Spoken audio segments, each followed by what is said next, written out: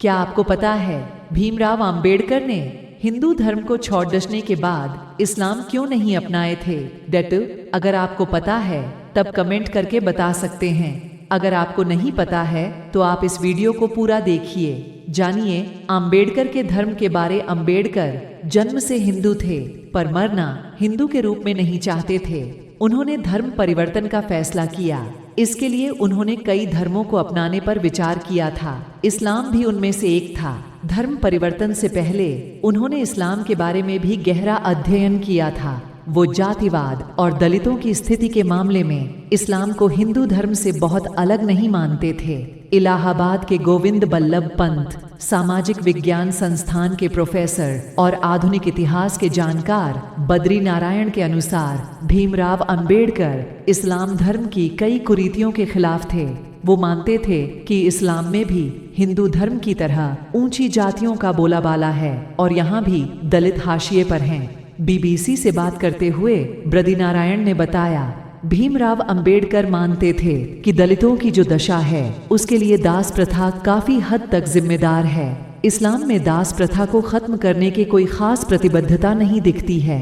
दिल्ली विश्वविद्यालय के प्रोफेसर शमसुल इस्लाम भी इस बात से इत्तेफाक रखते हैं।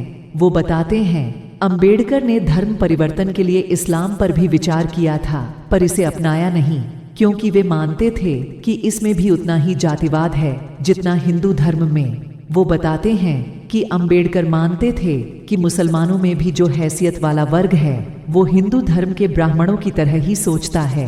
अंबेडकर ने स्पष्ट रूप से कहा था कि देश का भाग्य तब बदलेगा जब हिंदू और इस्लाम धर्म के दलित ऊंची जाति की राजनीति से मुक्त हो पाएंगे।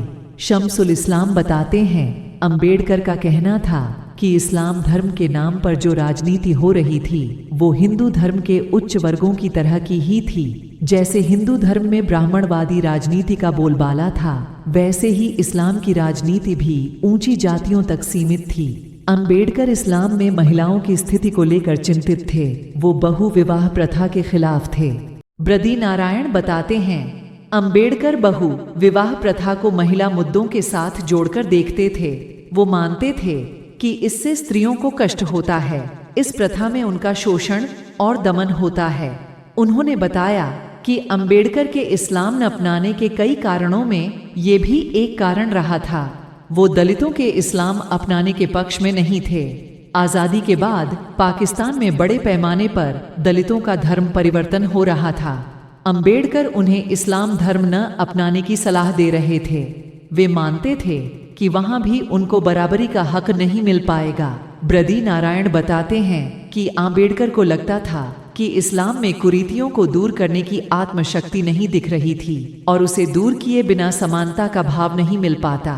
शमसुल इस्लाम बताते हैं कि मुगल शासकों ने मनुस्मृति को पूरी तरह अपनाया था जबकि अंबेडकर मनुस्मृति के खिलाफ थे। जो भी मुस्लिम शासक भारत आए उन्होंने ब्राह्मणवादी राजनीति को अपनाया। मुगल काल को भी देखें तो मुस्लिम शासकों ने हिंदू धर्म की ऊंची जातियों के साथ समझौता कर लिया था। शमसुल और बद्री नारायण दोनों इतिहासकार यह मानते हैं कि अंबेडकर दलितों को समाज में समानता का अधिकार दिलाना चाहते थे जो इस्लाम में संभव नहीं दिख रहा था। यही कारण है कि उन्होंने कई धर्मों के अध्ययन के बाद बौद्ध धर्म को अपनाया था।